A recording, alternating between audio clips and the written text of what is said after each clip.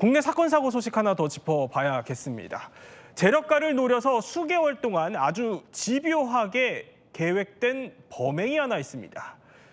3개월간 미행을 해오다가 지하주차장에서 흉기를 들고 사람을 공격한 남성이 구속됐습니다. 자, 바로 영상부터 한번 보도록 하죠.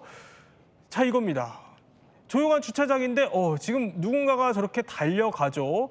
지금 손에는 흉기를 들고 있는 상태입니다. 저희가 보여드릴 수 없어서 모자이크 처리를 했지만 자, 임지혜 변호사, 지금 저 상황은 어떤 상황인 겁니까? 지난 8월에 있었던 사건인데요. 한 아파트 지하 주차장입니다. 도망치는 남성은요, 60대 중소기업 대표, 그리고 그 뒤를 흉기를 들고 무섭게 쫓아가는 건 중국에서 귀화한 30대 남성입니다. 그래요? 일면식도 없는 사이인데요. 네. 금품, 그러니까 경제적으로 어려운 이 남성이 일면식도 없는 이 중소기업 대표를 납치해서 금품을 뺏기 위한 살해까지도 계획했던 그런 사건으로 지금 전달이 되고 일면식도 있습니다. 없네. 그런데 금품을 노리는 이런 목적이 있었던 만큼 접근도 굉장히 계획적이었다고 해요. 이 영상 몇 초 전으로 돌아가 보면은요. 자, 이 장면입니다.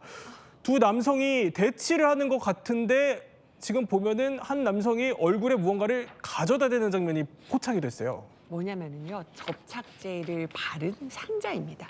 이것을 이렇게 눈에 갖다 대면서 눈을 가격하면서 먼저 시야를 가리고 예. 그 다음에 이제 흉기로 어떤 머리를 가격하려고 했던 건데요. 정말 천신만고 끝에 피해자가 이렇게 대치하다가 가까스레 도망치면서 미수에 그치기는 했습니다. 천만다행한 일이죠. 그 상황 속에서는요.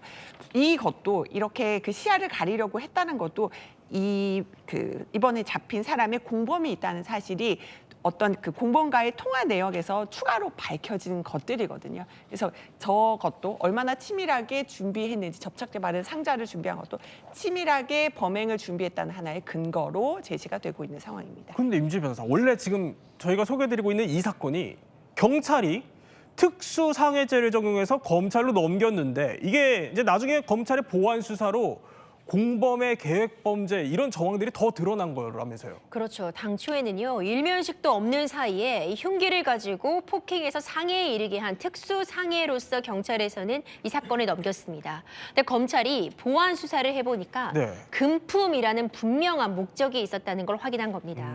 뿐만 아니라요, 무려 이 피해자의 동선을 3개월간 미행을 하면서 예. 정확하게 이 피해자의 위치 같은 부분을 확인을 해왔고요.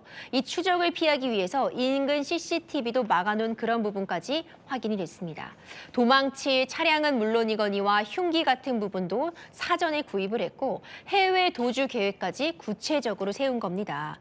이제 그런 부분들과 덧붙여서 네. 이제 그럼 강도 상해였는가 봤더니 사실상 살해 목적까지 갖고 있었다라는 것이 그래요? 검찰의 판단이고 이 적용 혐의 역시도 살인 미수로 변경이 된 겁니다.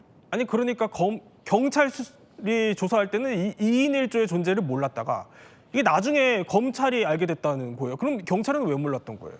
경찰은 지금 이 용의자들이 너무나 치밀했기 때문에 뭐 변장을 한다거나 또는 CCTV를 가린다거나 이런 상황들에서 더 깊이 들어가지 못했고 가장 중요한 건 범행 목적이었어요. 예. 지금 특수상해죄는 폭력이라는 어떤 초점을 맞췄는데 검찰이 보완 수사를 하자 뭐가 드러났냐면 굉장히 경제적으로 궁핍한데 갑작스럽게 가상화폐, 거액의 가상화폐를 매매하려는 그런 문의를 한 거예요.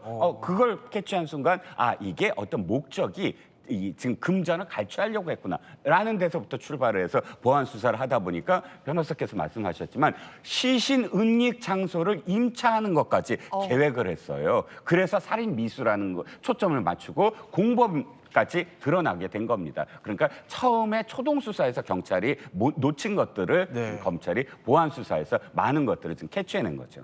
네, 국내 사건 사고 소식 전해드렸고요.